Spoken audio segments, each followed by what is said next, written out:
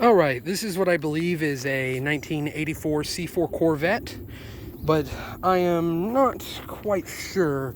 It might be an 85, 86. I know it's pre-88 because the body style is, or it's pre-90 because the body style is not from the later years of the C4. And I think it was an upper trim because of the spoiler, which is starting to fall off. And I was going to go over some of the specs and stuff of the car, which, I mean, they don't matter anymore. This car has been sitting for like 12 to 10 years. Does not run, dropped a valve, and blew the motor up. It's just nobody's had time to rebuild it. It's kind of like the other cars that I film. Most of them, sure, the area I live in, the frames are probably still good. I mean, none of the other sheet metal is probably half rotten, but the frames are probably still good, and that's really the only thing that matters when you're trying to put a motor back in a car. I mean, it's the most important thing. The other things matter too before you can actually get it to be able to run. And for the most part, they are not worth saving. There's only one back there that is really far gone that I would actually restore, and it is a 1988 Chevy Spectrum Turbo. Just because that is a ultra rare car. You don't ever see those. That is a piece of economy car history, pretty much. But this one, I'm just going to talk about some of the things that would be neat to see done to it, because some of the cars,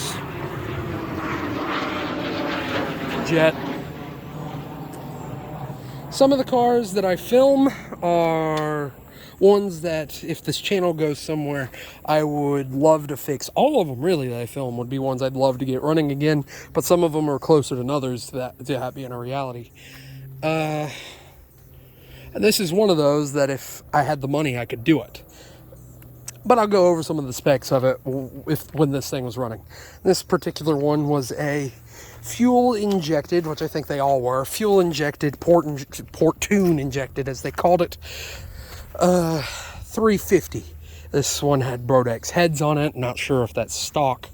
Of course, I'm going off of what I was told because I couldn't open the hood. When I tried to, the hood is stuck, and I don't feel like digging through the 200-degree car to try to open a hood that might not even open. But as you can see, tune port injected. Fun. It was a black Corvette, obviously, as you can see. And these are my favorite Corvettes by far. That's it. I love these. These are my favorite ones. These are the best ones. These are also the beginning of the modern Corvettes, the first modern looking ones. The iconic back glass. Of course, now they've dropped that with the mid-engine and all that, and it's very fun. Might be the last gas Corvette. Hopefully not, but it might be.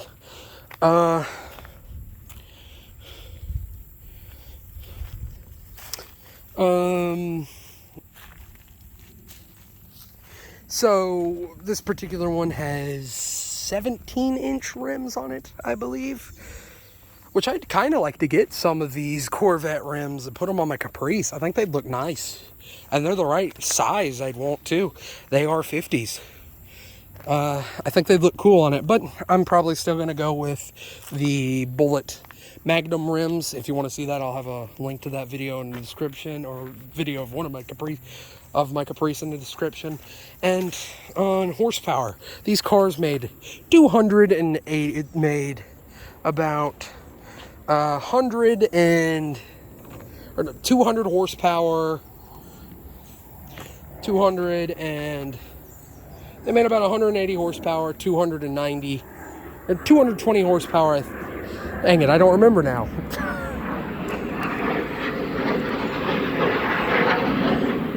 Hold on. No, it was 200 horsepower.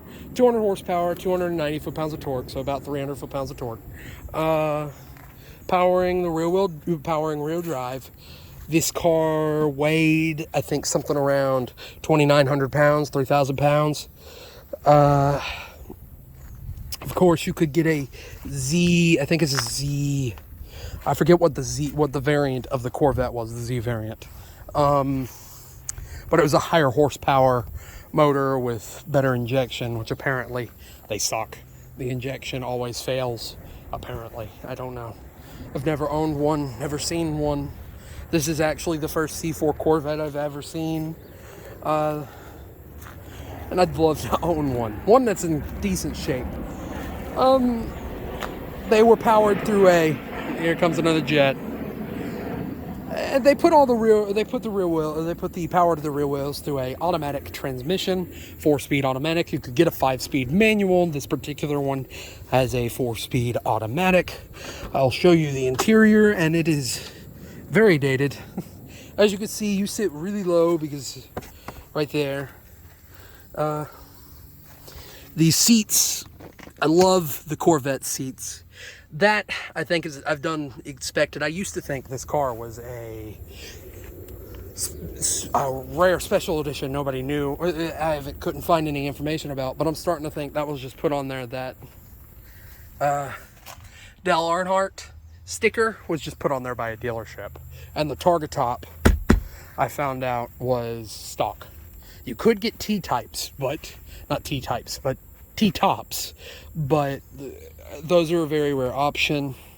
And then they had a convertible, but I think the convertible was closer to the end of the year, into the car's lifespan. I believe. I think it was, at least.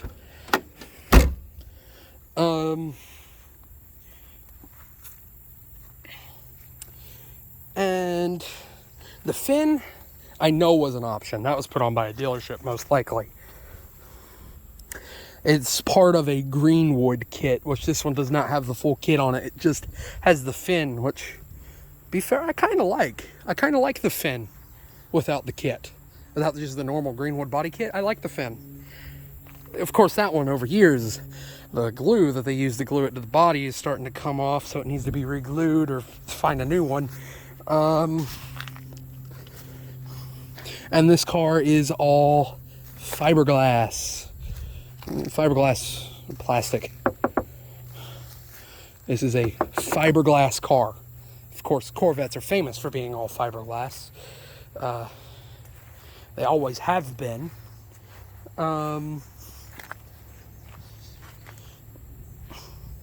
And this was a very fast car in the 80s. 0 to 60 in like less than 7 seconds. I think it's like 6 something seconds.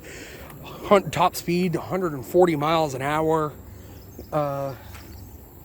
Very quick car. It was very impressive for the 80s. And Corvettes generally always have been. The C4 is a very underrated Corvette, is what I'm getting at.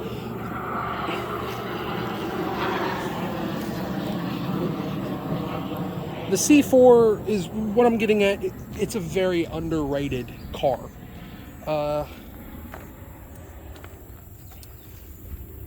Because it's just so cool. I mean, it's 140 mile an hour V8 car. Then there's other really cool variants of this car. Like you've got the Callaway twin turbo, which is a 500 horsepower twin turbo monster of a car from the 80s, or a I think it's a Mercury Marine that they made a couple of.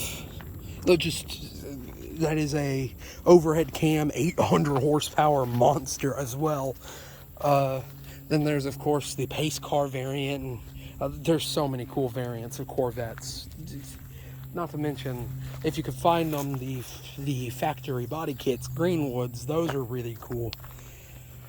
This is probably my favorite car of the 80s. The C4 Corvette, hands down, probably my favorite one. That or the IROC Camaro. I absolutely adore those two cars. Of course, you've got some of the more out there picks like the DeLorean, but this one has to be my hands down favorite. I love this car. I absolutely love the way they look. I want to own one.